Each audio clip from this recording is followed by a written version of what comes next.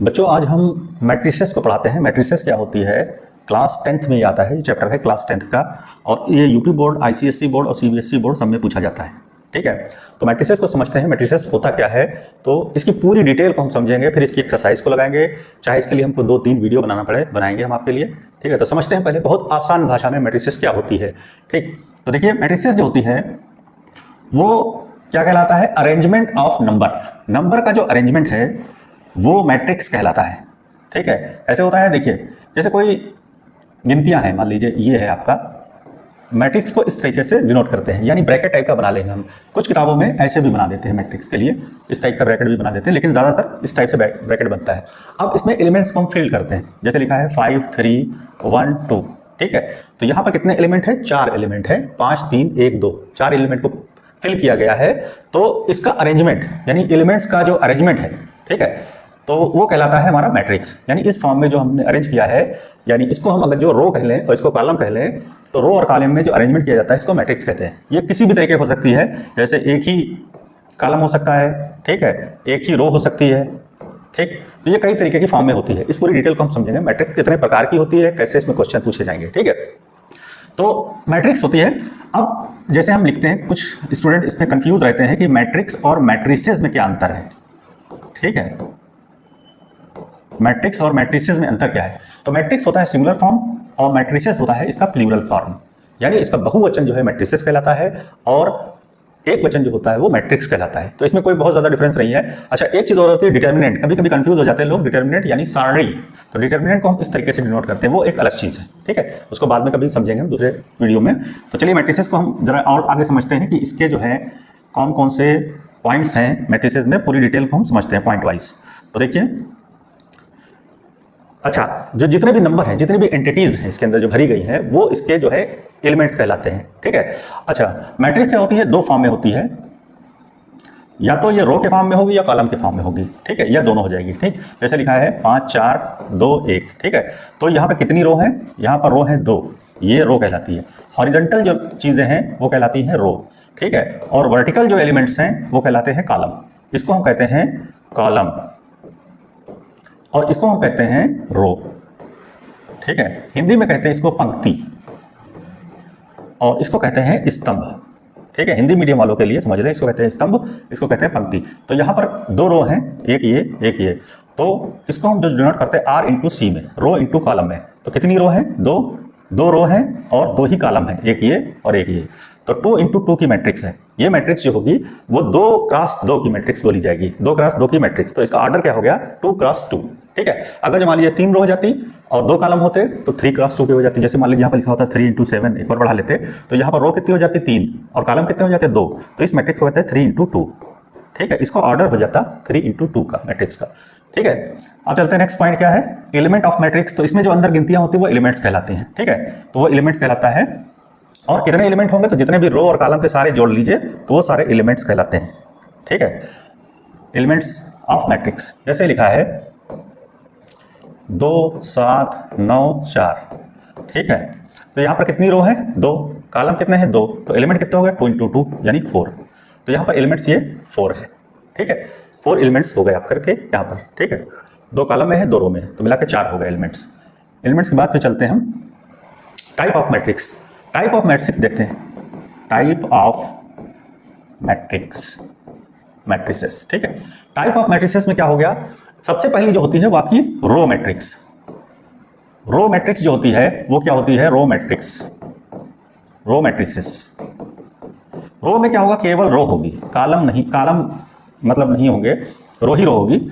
जैसे एक रो होगी, कॉलम कई हो सकते हैं, जैसे लिखा है आपका 1 2 3, इसमें एक रो है, केवल रो 1 है, कॉलम कितने हैं, 3, 1 2 3। तो इसको हम कहेंगे रो मैट्रिक्स, जिसमें केवल एक ही रो हो और कॉलम तो 3 हो सकते हैं, तो 1 इंटू 3 की मैट्रिक्स ये हुई, तो इसको हम कहेंगे रो मैट्रिक्स। ठीक है, इसी प्रकार से दूसरा होता है कॉलम मैट्रिक्स। कॉलम मैट्रिक्स देखिए क्या होती है, कॉलम में केवल एक कॉलम होगा। ठीक है, रो का एक हो सकते हैं लेकिन कॉलम एक होगा, जैसे लिखा है 2 3 7, तो यहाँ पर एक ही कॉलम है, ओनली सिंगल कॉलम, और रो कितनी है, 1 2 3, 3 रो है, तो इसको 3 इंटू 1 की कहेंगे। तो ये कहलाती है कॉलम मैट्रिक्स। ठीक है, दूसरी है कॉलम मैट्रिक्स। ठीक है, तो ये कहलाती है कॉलम मैट्रिसेस। जिसमें केवल एक कॉलम हो वो कॉलम मैट्रिसेस कहलाती है। तीसरे नंबर में जो आपकी मैट्रिसेस है वो है आपकी स्क्वायर मैट्रिक्स। ठीक है, स्क्वायर मैट्रिक्स क्या होती है? तीसरी स्क्वायर मैट्रिसेस। ठीक है, स्क्वायर में क्या होंगे? कॉलम और रो बराबर होंगे। जैसे लिखा है 2 5 3 7, तो इसमें रो कितनी है? 2, कॉलम कितने हैं? 2। ठीक है, तो 2 क्रॉस 2, यानी कॉलम और रो दोनों सेम होना चाहिए। कॉलम और रो बराबर है तो वो स्क्वायर मैट्रिक्स कहलाती है। यहाँ पर 3 3 की भी हो सकती है, 3 कॉलम 3 रो, 3 × 3, यानी सेम, यानी रो और कॉलम दोनों बराबर होना चाहिए, तो इसको हम कहते हैं स्क्वायर मैट्रिक्स। ठीक है, स्क्वायर मैट्रिक्स कहलाती है। फिर आपकी आती है रेक्टेंगुलर मैट्रिक्स। ठीक है, नंबर 4 है रेक्टेंगुलर मैट्रिक्स। रेक्टेंगुलर मैट्रिसेस क्या होती है? रेक्टेंगल कैसे बनता है? ये बनता है, ठीक है, या तो रेक्टेंगल ऐसे बनेगा। ठीक है, 2 ही तरीके से रेक्टेंगल बनता है। स्क्वायर नहीं है तो इसका मतलब इसकी लंबाई और चौड़ाई अलग अलग होगी, लंबाई चौड़ाई अलग अलग। ठीक है, तो हम इस टाइप की मैट्रिक्स बना लें, जैसे लिखा है 2 4 5 और 3 6 9, तो ये क्या होगा? रेक्टेंगल, यानी रो 2 है, कॉलम जो है वो 3 है, यानी रो और कॉलम सेम नहीं है, रो कॉलम बराबर नहीं है तो वो रेक्टेंगुलर कहलाती है। ठीक है, रो और कॉलम आपस में बराबर नहीं है तो वो रेक्टेंगुलर मैट्रिक्स कहलाती है, वो भी किसी भी फॉर्म में हो। ठीक है, नेक्स्ट पॉइंट आता है इसमें जीरो या नल मैट्रिक्स। ठीक है, जीरो या नल क्या होती है देखते हैं। 5वें नंबर पर है आपका पॉइंट जीरो या नल मैट्रिक्स। तो जीरो या नल देखते हैं हम क्या होता है, जरा समझते हैं इस चीज को। जीरो या नल मैट्रिक्स, नल का मतलब नील, जीरो। ठीक है, तो जिसके सारे एलिमेंट्स 0 0 हो वो जीरो मैट्रिक्स या नल मैट्रिक्स कहलाती है। वो किसी भी फॉर्म में हो, उसके सारे एलिमेंट्स, यानी जो है एलिमेंट्स जितने भी हैं, ऑल एलिमेंट्स अगर जो 0 हैं तो वो जीरो या नल मैट्रिक्स कहलाती है। जीरो या नल मैट्रिक्स कहलाती है अगर जिससे सारे एलिमेंट्स 0 हो। ठीक है, फिर आता है डायगोनल मैट्रिक्स। ठीक है, डायगोनल मैट्रिक्स क्या होती है? डायगोनल जरा समझते हैं हम।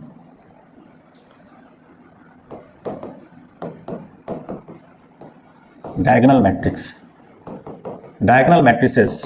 मैट्रिसेस क्या होती है?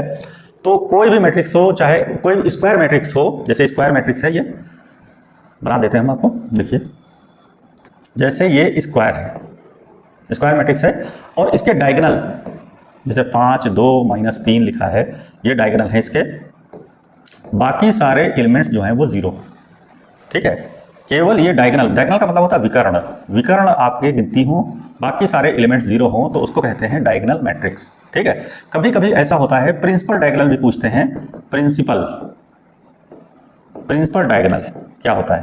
तो प्रिंसिपल डायगोनल में समझ लीजिए, प्रिंसिपल डायगोनल में सारे एलिमेंट्स मतलब डायगोनल को छोड़ के बाकी सारे एलिमेंट्स 0 होना कोई जरूरी नहीं है। ठीक है, जैसे ये है आपका 2 5 3 1। ठीक है, इसको हम प्रिंसिपल डायगोनल कहते हैं। ये एलिमेंट जरूरी नहीं है कि 0 हो, लेकिन डायगोनल मैट्रिक्स में ये सारे एलिमेंट्स जो हैं वो 0 होना चाहिए। केवल ये मेन जो डायगोनल है ये गिनती के फॉर्म में हो, बाकी सब 0 हो तो उसको डायगोनल मैट्रिक्स कहते हैं, और डायगोनल मैट्रिक्स कहते हैं। अदरवाइज ये जो मैट्रिक्स ये प्रिंसिपल डायगोनल कहलाता है। ठीक है, ये प्रिंसिपल डायगोनल है। ठीक, उसके बाद यूनिट मैट्रिक्स या आइडेंटिटी मैट्रिक्स नेक्स्ट आती है। यूनिट या आइडेंटिटी मैट्रिक्स, तो यूनिट मैट्रिक्स समझते हैं पहले।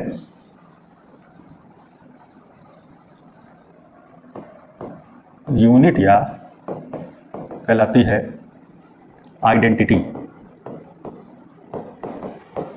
मैट्रिसेस। ठीक है, ये मैट्रिक्स कह लीजिए। तो यूनिट में क्या होता है, जो हमारा डायगोनल है वो 1 होना चाहिए केवल, बाकी सारे एलिमेंट्स 0 हो, यानी ये जो डायगोनल है ये केवल एक गिनती हो। जैसे आपका ये बना लीजिए, जैसे लिखा है 1 1 1, एक गिनती हो, बाकी सारे एलिमेंट्स जो है वो 0 होना चाहिए। ये कहलाती है यूनिट मैट्रिक्स या आइडेंटिटी मैट्रिक्स। ठीक है, यूनिट या आइडेंटिटी मैट्रिक्स कहलाती है। ठीक, नेक्स्ट पॉइंट है आपका transpose of matrix. Transpose of matrix क्या होती है, जरा समझते हैं इस चीज को।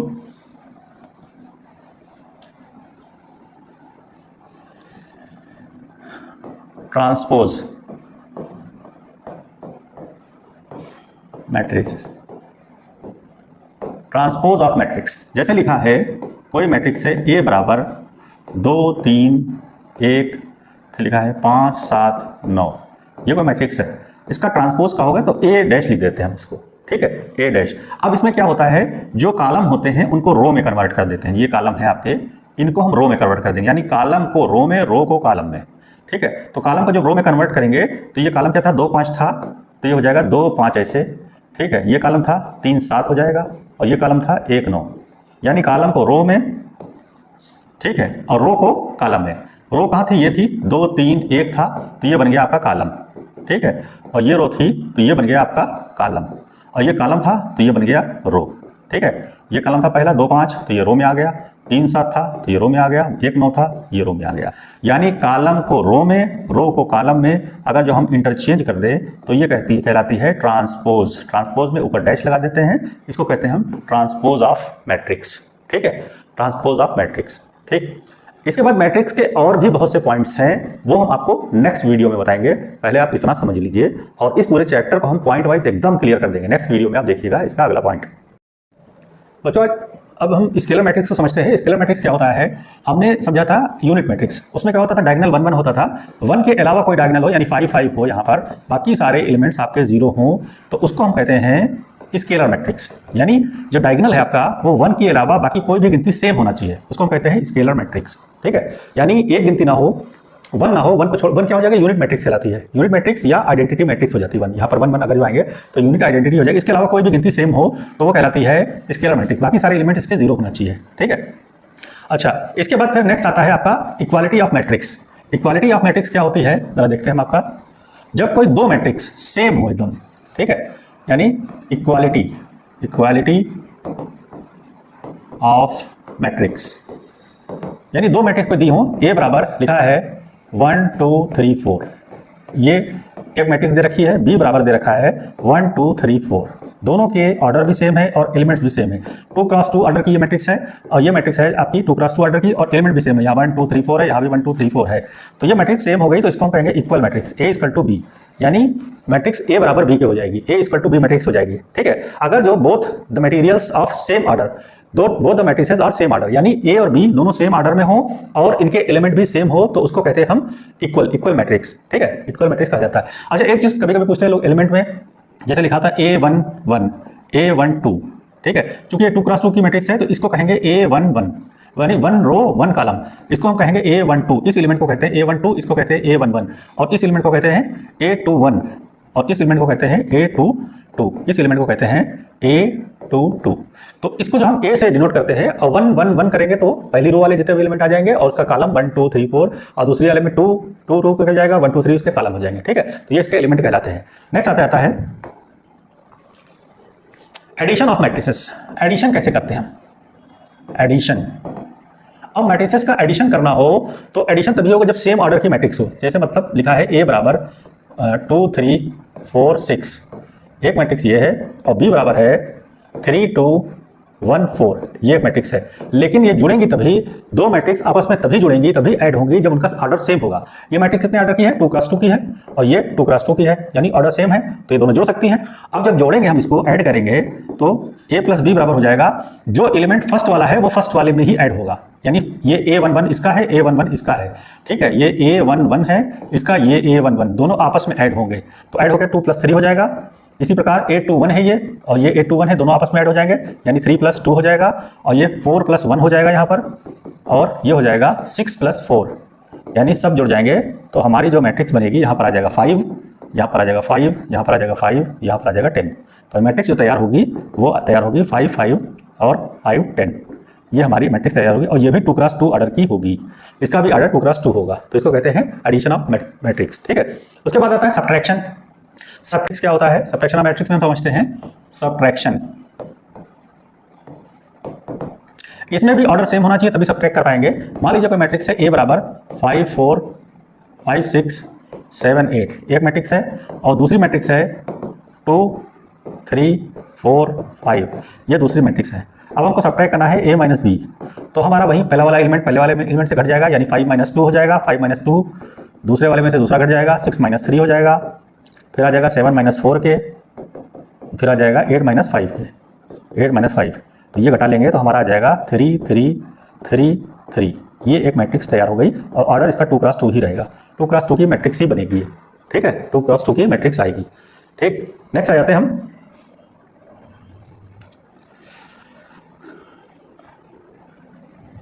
एक एग्जाम्पल दे रखे हैं, लेकिन एग्जाम्पल नहीं जाना है, अभी आपको बताने हैं हमें, और कोई मैट्रिक्स मान लीजिए एक ए दे रखी है, यहाँ पर एक एग्जांपल है, ए बराबर दे रखा है 2 1 3 4 -3 और 2, ठीक है।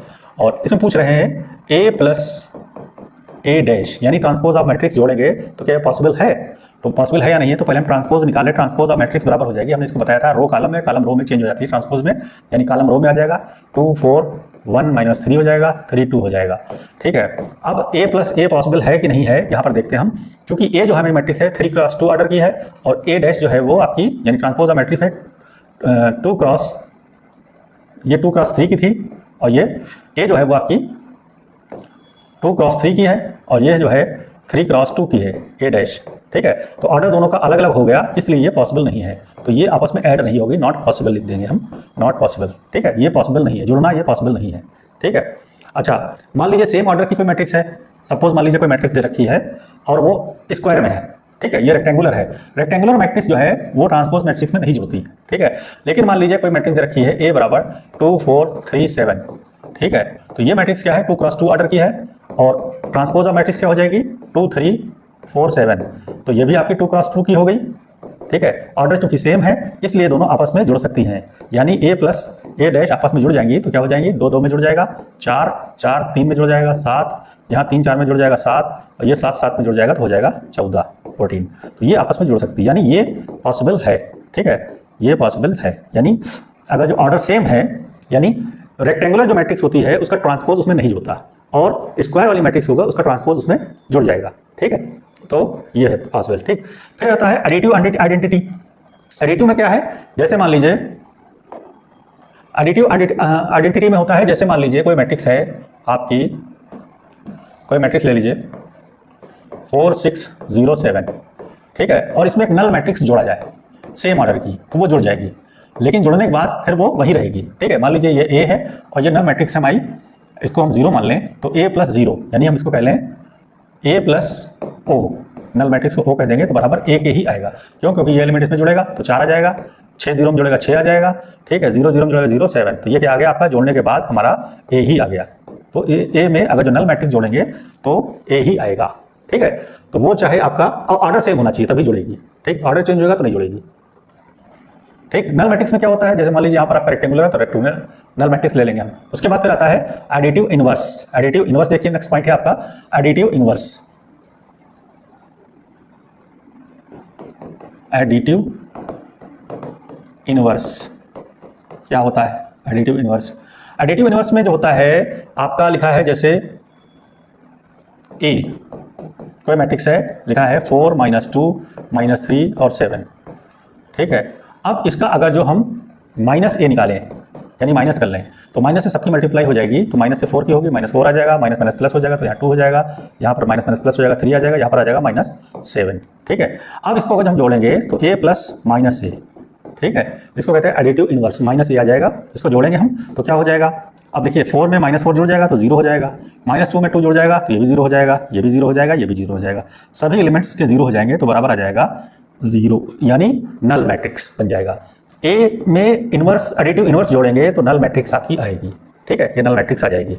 नेक्स्ट पॉइंट देखते हैं आपका मल्टीप्लिकेशन ऑफ ए मैट्रिक्स, ठीक है, multiplication of A matrix bye scalar, ठीक है। मैट्रिक्स को जो है किसी स्केलर से मल्टीप्लाई करें, मैट्रिक्स को अगर हम स्केलर से मल्टीप्लाई करेंगे किसी भी स्केलर से, जैसे कोई मैट्रिक्स है ए बराबर लिखा है 3 2 1 5, अब इसको मान लीजिए किसी स्केलर से मल्टीप्लाई कर दें, मान लीजिए इसको 3 से मल्टीप्लाई कर दें, तो इसमें जो 3 से मल्टीप्लाई हुए सारे एलिमेंट्स मल्टीप्लाई होंगे, यानी 3 × 3 3 × 2 3 × 1 5 × 3, यानी ये आ जाएगा आपका 9 6 3 15, यानी सारे एलिमेंट से मल्टीप्लाई होगा, किसी एक से नहीं मल्टीप्लाई होता है। अगर हम स्केलर से किसी भी मैट्रिक्स को मल्टीप्लाई करेंगे तो वो सारे एलिमेंट से मल्टीप्लाई होता है, सारे एलिमेंट से आपका मल्टीप्लाई होगा, ठीक है। इसका नेक्स्ट आता है पॉइंट, अब इस पे चाहे तो एक एग्जांपल देख सकते हैं, एग्जांपल लगा सकते हैं, कोई भी एग्जांपल, जैसे एक एग्जांपल है आपका गिवन a बराबर 1 2 -3, आपको मैट्रिक्स दी है a बराबर 1 2 -2 3, एक मैट्रिक्स दे रखी है, b बराबर दे रखा है -2 -1 1 2 ये दे रखा है, और c बराबर दे रखा है 0 3 2 -1, ये c दे रखा है, ठीक है। अब हमको फाइंड करना है a plus 2b plus 3c, ये फाइंड करना है। तो ए में क्या है, सिंगल ए है तो यहाँ पर 1 1 लिखा रहा, 1 2 -3 -2 सॉरी -2 3, ये की जगह लिखा रहा। अब b में 2 से मल्टीप्लाई कर देंगे तो इसमें 2 से मल्टीप्लाई करेंगे तो हमारा 2 से मल्टीप्लाई होकर आ जाएगा -4 -2 और फिर 2 फिर 4, ये आ गया प्लस और प्लस। फिर आपका 3 से c में 3 से मल्टीप्लाई कर देंगे तो यहाँ 0 9 6 -3। अब सबको हम जोड़ेंगे तो पहला वाला एलिमेंट सब आपस में जुड़ जाएंगे तो यहाँ पर 1 -4 और 0 मिलकर के -3 आ जाएगा। ठीक है, -3 इसको हम यहाँ लिख लेते हैं। और यहाँ पर 2 -2 और 9 मिलकर के आ जाएगा, केवल 9 -2 2 कट जाएगा। यहाँ पर -2 2 कट जाएगा, 6 बचेगा। और यहाँ पर 3 4 और माइनस का 3 बचेगा 4। तो आपका ये आ जाएगा आंसर, इसको जब जोड़ेंगे तो ये आंसर आ जाएगा। ठीक है, यानी -3 9 6 और 4, ये इस टाइप से आ जाएगा आपका आंसर।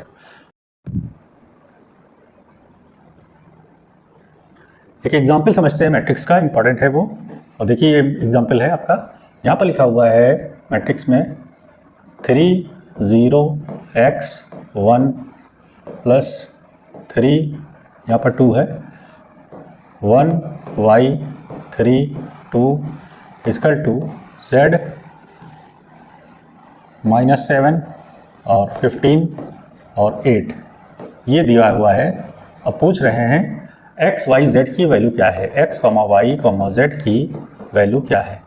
तो इसमें हम क्या करेंगे, पहले स्केलर क्वांटिटी से अंदर मल्टीप्लाई कर लेंगे और उसके बाद फिर इक्वल कर लेंगे। तो पहले हम स्केलर से मल्टीप्लाई करें, 2 × 3 हो जाएगा 6x, फिर 0 2 सभी से मल्टीप्लाई हो जाएगा, प्लस 3 से मल्टीप्लाई कर देंगे तो 3 9 3 के अंदर मल्टीप्लाई हो जाएगी सभी से, 3y और 2 इक्वल टू z -7 15 और 8, यह आ जाएगा। ठीक है, उसके बाद क्या करेंगे, यहाँ पर ये दोनों चूंकि 2 × 2 ऑर्डर की मैट्रिक्स है तो दोनों आपस में जुड़ सकती हैं, तो इनको जोड़ देंगे तो 6 3 में जुड़ जाएगा, यानी 9 आ जाएगा। x + 9 हो जाएगा यहाँ पर, और यहाँ हो जाएगा 0 3y मिलकर के 3y हो जाएगा, और 2 और 2 मिलकर के हो जाएगा 4, बराबर हो जाएगा z -7 और ये हो जाएगा 15, ये हो जाएगा 8। ठीक है, अब हम आपस में बराबर कर सकते हैं एलिमेंट्स को, चूंकि 2 × 2 की ये है मैट्रिक्स और 2 × 2 की ये भी है। ठीक है, तो दोनों के जो है बराबर हो जाएंगे एलिमेंट्स, यानी z बराबर हो जाएगा 9 के, z बराबर 9 के, x + 9 बराबर -7 के, यानी x + 9 बराबर -7 के, तो x बराबर हो जाएगा -16, और 3y बराबर 15 के, 3y बराबर 15 के, तो y बराबर आ जाएगा 3 के। ठीक है, तो x बराबर आ गया -16y 3 z 9 के, तो ये आपका आंसर हो जाएगा।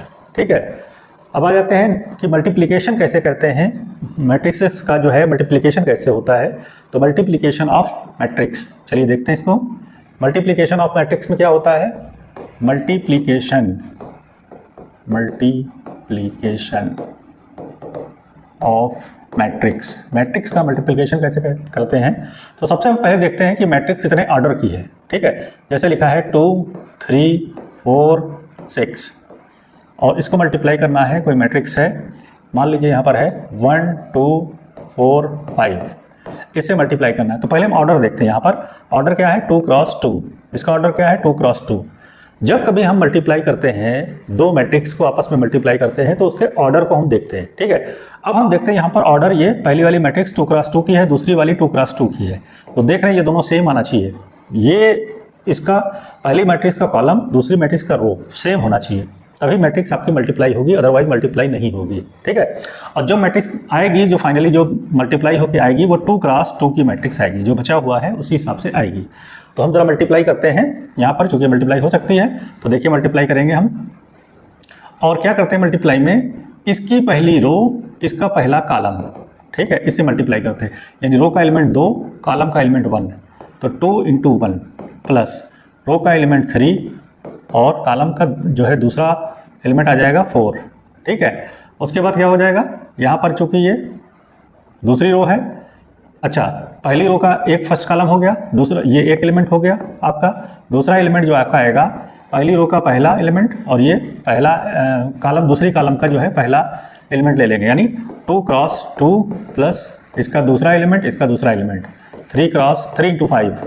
ठीक है, ये मैट्रिक्स बनेगी। और दूसरी रो लेंगे तो पहला कॉलम ले लेंगे दोनों, यानी 4 × 1 प्लस 6 × 4, और दूसरा एलिमेंट आएगा इसका 4 × 2 प्लस 6 × 5, 6 × 5, ये आ जाएगा। ठीक है, अब इसको सॉल्व कर लेंगे, 2 इंटू 1 2 आ जाएगा, 3 इंटू 4 12 आ जाएगा, 4 इंटू 1 4 आ जाएगा, 6 इंटू 4 24 आ जाएगा, यहाँ पर 4 आ जाएगा, यहाँ पर 15 आ जाएगा, यहाँ पर 8 आ जाएगा, 4 दूनी 8, 6 पंचे 30। अब सबको जोड़ लें तो 12 2 14, एक एलिमेंट हो गया 14, ये हो गया 4 15 19 आ जाएगा, सॉरी 19 आ गया, ये 4 और 24 मिलकर के हो गया 28, और ये 8 और 30 मिलकर के हो गया 38। तो आपकी जो नई मैट्रिक्स बनेगी 14 19 28 38। ठीक है, तो मल्टीप्लाई में एक सबसे बड़ी इंपॉर्टेंट चीज़ ये है कि आपको ये देखना है कि किस ऑर्डर की मैट्रिक्स हैं दोनों, और उसका फिर क्रॉस लिया जाएगा। जैसे कोई एक एग्जांपल लेते हैं हम, जैसे मान लीजिए कोई एक मैट्रिक्स है वो आपकी 2 क्रॉस 2 ऑर्डर की है, जैसे लिखा है 2 3 4 5। अब इसको मल्टीप्लाई करना है हमको, कोई मैट्रिक्स है 2 और 5, इससे मल्टीप्लाई करना है। ठीक है, तो पहले हम इसका ऑर्डर देख लें, ये कितने की है, 2 क्रॉस 2 की है मैट्रिक्स, ये कितने की है 2 क्रॉस 1 की। तो देखें ये सेम आ रहा है, यानी ये मल्टीप्लाई हो सकता है। अब जो नई मैट्रिक्स बनेगी वो हमारी 2 क्रॉस 1 की बनेगी, यानी ये और ये लेंगे, 2 क्रॉस 1 की मैट्रिक्स बनेगी। तो ज़रा मल्टीप्लाई कर लें इसको, देखते हैं।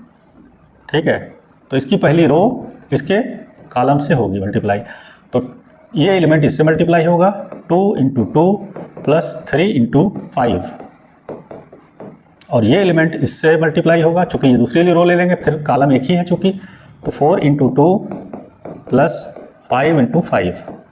अब इसको सॉल्व करेंगे हम, तो 2 2 4 आ जाएगा, यहाँ पर आ जाएगा 15, यहाँ पर आ जाएगा 4 2 8, और 5 5 25। तो मैट्रिक्स हमारी जो तैयार हुई वो आपकी 4 15 19 और 8 और 25 मिलकर के 23। तो ये मैट्रिक्स आपकी बनी 19 और 23। ये कितने की मैट्रिक्स है, 2 क्रॉस 1 की। तो 2 क्रॉस 1 की मैट्रिक्स बनेगी। तो इस तरीके से मल्टीप्लाई करेंगे। पहले हम देख लेंगे कि मल्टीप्लाई हो रही है कि नहीं हो रही है, और अगर जो हो रही है तो उसके बाद कितने ऑर्डर की बनेगी वो आएगी इस तरीके से। ठीक है, तो इस तरीके से हम मल्टीप्लाई करते हैं किसी भी मैट्रिक्स को। ठीक, अच्छा, मैट्रिक्स में एक प्रॉपर्टी है आपकी A इंटू बी, मल्टीप्लीकेशन वाली प्रॉपर्टी है। चलिए देखते हैं आगे हम। A इंटू बी बराबर B इंटू ए के कोई ज़रूरी नहीं है। ठीक है, जैसे मान लीजिए कोई मैट्रिक्स है आपकी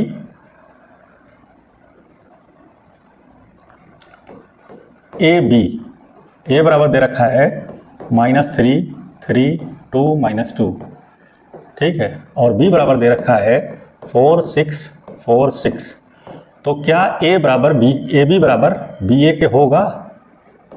ए बी बराबर बी ए के हो सकता है? तो करके देख लें हम, पहले ए बी देख लें। तो ए बी कितना हो जाएगा, ए इंटू बी बराबर आ जाएगा, मल्टीप्लाई कर लें यहाँ से यहाँ तक के। तो देखिए 3 चक्कू 12 माइनस का, और 3 चक्कू 12 प्लस का। ठीक है, फिर आ जाएगा 3 छक 18 और प्लस का 3 छक 18, यहाँ पर आ जाएगा। इससे करेंगे जब हम 2 चक्कू 8 और माइनस का 8, फिर आ जाएगा 2 छक 12 माइनस का 12। इसको जब सॉल्व करेंगे तो ये 0 हो जाएगा, ये 0 हो जाएगा, ये सब 0 हो जाएंगे। ठीक है, यानी ये 0 0 0 0 सारे एलिमेंट 0, यानी मैट्रिक्स क्या होगी, नल मैट्रिक्स। तो A इंटू बी बराबर नल मैट्रिक्स के 0 के हो जाएगी। ठीक है, इसी तरीके से B इंटू ए निकाल लें, तो B इंटू ए देखते हैं हमारा क्या आ जाएगा। तो A इंटू बी बराबर B इंटू ए के नहीं आएगा। ठीक है, तो ये नल मैट्रिक्स हो गई।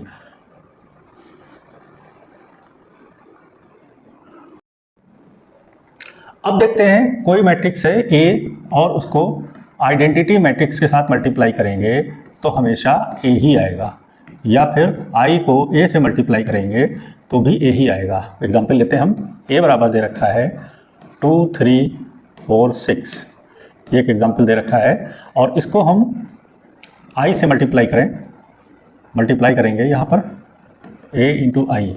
ठीक है, A इंटू आई मल्टीप्लाई करेंगे। तो I से जब हम मल्टीप्लाई करेंगे, I का मतलब आइडेंटिटी मैट्रिक्स होता है, डायगोनल 1 1 होते हैं, बाकी सब 0 होते हैं। इसके मल्टीप्लाई करेंगे तो देखिए पहले इसका इससे मल्टीप्लाई होगा। ठीक है, तो 2 इंटू 1 प्लस 3 इंटू 0, फिर इसका इससे होगा तो 2 इंटू 0 प्लस 3 इंटू 1, फिर इसका होगा इससे 4 इंटू 1 प्लस 6 इंटू 0, फिर ये हो जाएगा 4 इंटू 0 प्लस 6 इंटू 1।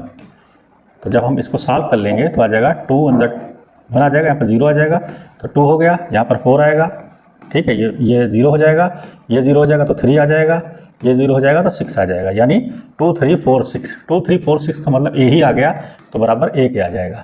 ठीक है, चाहे हम आई से ए की मल्टीप्लाई करेंगे तो भी ए ही आएगा, यानी आइडेंटिटी मैट्रिक्स को किसी भी मैट्रिक्स से मल्टीप्लाई करेंगे तो वही मैट्रिक्स आएगा जो होगी, जैसे ए है आपका। ठीक है, तो इसको हम कहते हैं आइडेंटिटी मैट्रिक्स मल्टीप्लाई करेंगे किसी भी मैट्रिक्स से तो वही मैट्रिक्स आएगी। प्रॉपर्टीज़ जो हैं वो आपकी हैं, अब देखिए प्रॉपर्टी क्या है कि पहली प्रॉपर्टी है any 3 matrices A B C, पहली प्रॉपर्टी है ए बी सी बराबर ए ब्रैकेट में बी इंटू सी, ये आपस में बराबर होगी, A B C which are compatible of multiplication. ठीक है, या ये बराबर हो जाएगा बी ए सी के, या ये बराबर हो जाएगा, या इसी तरीके से ले लें बी ए सी ले लें तो बराबर बी ए सी के आ जाएगा, यानी ये बराबर होती है।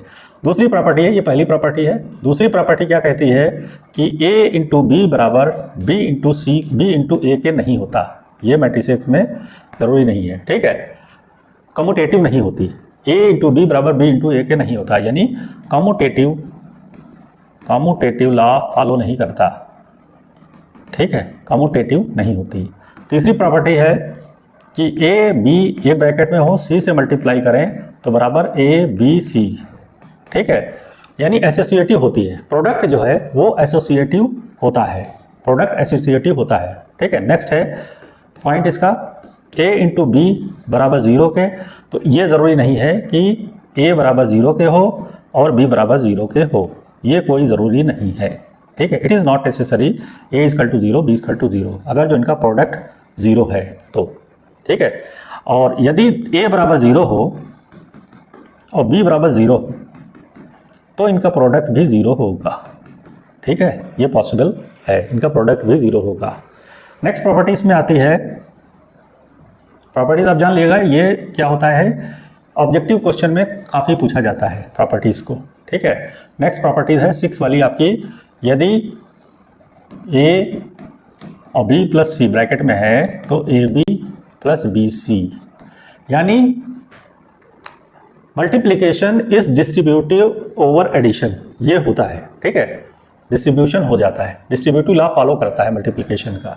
ठीक है, और इसी तरीके से अगर जो लिखा है ए ब्रैकेट में बी माइनस सी तो ये आ जाता है ए बी माइनस बी ए सी के, ए बी इंटू यहाँ पर आ जाएगा ए सी, ए बी इंटू ए सी, यहाँ पर आ जाएगा ए बी माइनस ए सी, यहाँ देख लीजिए ए बी माइनस ए सी के, यानी ये दोनों फॉलो करते हैं, ए बी माइनस ए सी के आ जाएगा।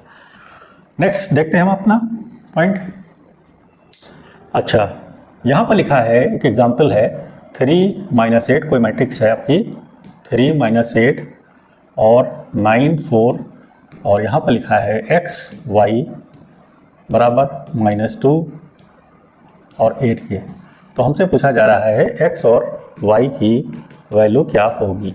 ठीक है, x और y की वैल्यू क्या होगी, तो पहले हम देखें मल्टीप्लाई हो पाएगा कि नहीं। तो ये 2 क्रॉस 2 की मैट्रिक्स है, ये 2 क्रॉस 1 की मैट्रिक्स है, तो 2 क्रॉस 2 2 क्रॉस 1 तो मल्टीप्लाई हो सकता है। 2 क्रॉस 1 की मैट्रिक्स प्राप्त होगी हमको, यहाँ पर हमको मिलेगी 2 क्रॉस 1 की। तो चलिए देखते हैं इसको, इससे मल्टीप्लाई करें तो 3x प्लस क्या बल्कि माइनस, यहाँ पर -8 और y से मल्टीप्लाई हो जाएगा तो माइनस का 8y आ जाएगा। ठीक है, फिर हम इसको ले लेंगे और इससे करेंगे तो 9x प्लस 4y और ये बराबर आ जाएगा -2 और 8। अब दोनों आपस में बराबर हो जाएंगे तो 3x - 8y बराबर आ जाएगा -2 के। दूसरी इक्वेशन रहेगी 9x प्लस 4y बराबर 8 के। दोनों इक्वेशन को जब हम सॉल्व कर लेंगे तो x बराबर और y बराबर जो हमारा आएगा, x बराबर आएगा 2/3, y बराबर आ जाएगा 1/2। दोनों इक्वेशन को जब हम सॉल्व करें, इक्वेशन 1 इक्वेशन 2 को जब सॉल्व करेंगे तो वैल्यू ये आ जाएगी y = 1/2। इस तरीके से सवाल को आपको लगाना है, एग्जाम्पल को इसको लगाना है। ठीक है, नेक्स्ट पॉइंट देखते हैं। अब आपको कोई मैट्रिक्स m फाइंड करना है, जैसे यहाँ पर लिखा है कोई एग्जाम्पल है m इंटू मैट्रिक्स है आपकी 3 -2, बहुत अच्छा एग्जाम्पल है, ये हम आपको बता रहे हैं, बहुत ही इजी में बताएंगे। -2 और यहाँ पर 16 लिखा हुआ है। ठीक है, अब हमारी यहाँ पर मैट्रिक्स है 2 क्रॉस 2 की, ये हमको पता नहीं है, लेकिन हमको ये पता है कि ये 1 क्रॉस 2 की मिली। तो 1 क्रॉस 2 की तब मिलेगी जब यहाँ जब मल्टीप्लाई कर रहे हैं तो वहाँ पर 1 क्रॉस 2, यानी ये 1 क्रॉस 2 2 क्रॉस 2 से मल्टीप्लाई होगा, यानी 1 क्रॉस 2 और 2 क्रॉस 2 से मल्टीप्लाई होगा, तब आपकी 1 क्रॉस 2 की मैट्रिक्स मिलेगी। यानी ये मैट्रिक्स थी 1 क्रॉस 2 की। 1 क्रॉस 2 का मतलब हुआ एक रो 2 कॉलम। एक रो 2 कॉलम का मतलब m की वैल्यू x और y ले लें। एक रो 2 कॉलम, तो x और y ये ले लिया। एक रो हो गई, कॉलम हो गए 2, तो ये हो गया m। ठीक है, और जो मैट्रिक्स से मल्टीप्लाई होगा वो ये है 3 - 2 6 - 8। ठीक है, और ये आपका हो गया इसका 2 माइनस का 2 और 16। ठीक है, अब जब मल्टीप्लाई करें तो एक रो है तो 2 कॉलम है, तो यहाँ पर ये इससे मल्टीप्लाई हो जाएगा, यानी 3x - 2y के। ठीक है, और फिर दूसरे वाले से करेंगे तो आ जाएगा 6x माइनस का 8y, और ये बराबर हो जाएगा माइनस का 2 और 16। तो चूंकि सेम हो गया तो बराबर हो जाएगा, ये बराबर हो जाएगा -2 के, यानी 3x - 2y बराबर -2 के, और ये हो जाएगा 6x - 8y बराबर आ जाएगा 16 के। इक्वेशन नंबर 1, इक्वेशन नंबर 2, इन दोनों को सॉल्व कर लेंगे तो x और y की वैल्यू आ जाएगी। ठीक है, इन दोनों को सॉल्व जब करेंगे तो x और y की वैल्यू आ जाएगी। x बराबर आ जाएगा -4, y बराबर आ जाएगा -5। इक्वेशन आप सॉल्व कर लीजिए। ठीक है, तो इस तरीके से सवाल को लगाते हैं एग्जाम्पल को। ठीक, नेक्स्ट देखते हैं।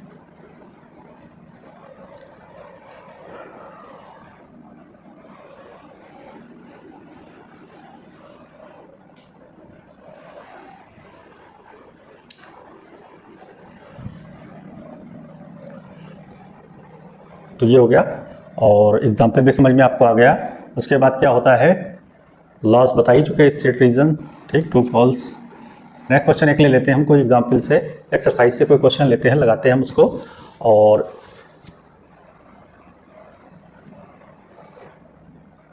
बता ही दिया था हमने।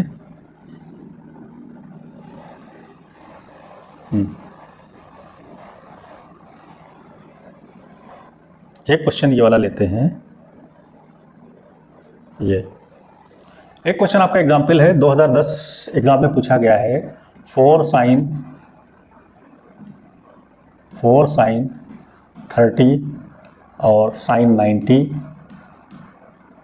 डिग्री 30 डिग्री, और 2 cos 60 डिग्री, और 2 cos 0 डिग्री। ठीक है, इस इंटू मल्टीप्लाई करना है आपको। एक मैट्रिक दे रखी है 4 5 5 4 से। ठीक है, तो पहले हम यहाँ वैल्यू पुट कर दें। 4 sin 30 की वैल्यू होती है 1/2, sin 90 की वैल्यू 1 होती है, 2 cos 30 की वैल्यू 60 की वैल्यू होती है 1/2, 2 cos 0 की वैल्यू होती है 1। तो ये वैल्यू फिल कर दी हमने, तो ये कट गया 2 आ गया, ये कट गया 1 आ गया, तो यहाँ पर आ गया 2 1 1 2, और इसको इस मैट्रिक्स से मल्टीप्लाई करेंगे 4 5 5 4 से। ठीक है, तो 2 क्रॉस 2 की है तो ऑर्डर सेम है, मल्टीप्लाई हो जाएगा, ये इससे हो जाएगी, यानी इसको हम जो मल्टीप्लाई करके यहाँ लिखेंगे तो 2 4 से मल्टीप्लाई हो जाएगा, 2 × 4। हम यहाँ देख लें, इसको थोड़ा सा मिटा देते हैं यहाँ पर, इसको यहाँ पर देख लेते हैं हम। 2 × 4 प्लस 1 × 5, और दूसरा वाला हो जाएगा 2 × 5 प्लस 1 × 4, फिर हो जाएगा 1 × इससे ले लेंगे 1 × 4 प्लस 2 × 5, और यह आ जाएगा 1 × 5 प्लस 5 × 4। इन दोनों को हम सॉल्व कर लेंगे। 4 दूनी 8, 5 8 5 13 हो जाएगा, यहाँ पर 4 आ जाएगा, यहाँ पर 10 आ गया, यहाँ पर 5 आ गया, यहाँ पर 20 आ गया, यहाँ पर 10 आ गया, यहाँ पर 4 आ गया। तो इसको जब सॉल्व करेंगे तो 8 5 13, यहाँ देखिए आप क्या आएगा, 8 5 13, और ये 10 4 14, ये आ जाएगा 14, ये आ जाएगा 25। तो आपका ये आंसर आ जाएगा। ये 2010 में ये क्वेश्चन पूछा गया है आपका। ठीक है, तो ये आपका आंसर हो जाएगा इस तरीके से। ठीक है, तो ये एक्सरसाइज आप लगा लीजिएगा। आप इसको आज का PDF भी आपको दे देंगे। तो हम समझते हैं आपको मैट्रिक्स का पूरा चैप्टर समझ में आ गया होगा, किस तरीके से मैट्रिक्स है, यानी मल्टीप्लिकेशन है, एडिशन है, सब्ट्रैक्शन है, कैसे निकालेंगे मैट्रिक्स, कितने प्रकार की मैट्रिक्स होती है, ये सब आपको समझ में आ गया होगा।